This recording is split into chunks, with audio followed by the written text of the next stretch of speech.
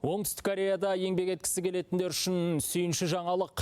Қазақстан таңғышық елінің шетелдік жұмыс күшін тартуға арналған APS бағдарламасының мүшесі атанды.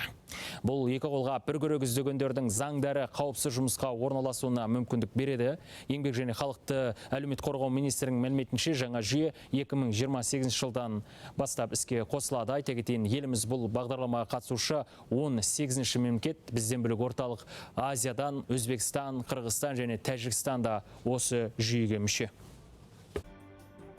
Қазақстанда EPS жүйесіне қосу жөніндегі жұмысты министрлік 2023 жылдан бері жүргізіп келеді. Осы уақыт ішінде азаматтарды іріктеу мен даярлауға мүмкіндік беретін барлық қажетті рәсімдер кезең-кезеңмен орындалды. 2026 жылдың қаңтарында Қазақстанға келген кореялық сарапшылар делегациясы жүйені іске қосуға дайындық деңгейін бағалаған болатын. Сарапшылар EPS орталығын құру, Корея тілі бойынша тестілеуді ұйымдастыру, кәсіби дағдыларды бағалау, медициналық тексеруден өткізу және азаматтарды Оңтүстік Корея заңнамасының талаптары жөнінде ақпараттандыру мәселесіне ерекше назар аударды. Қазақстан Республикасы еңбек және халықты әлеуметтік қорғау министрлігінің хабарламасынан.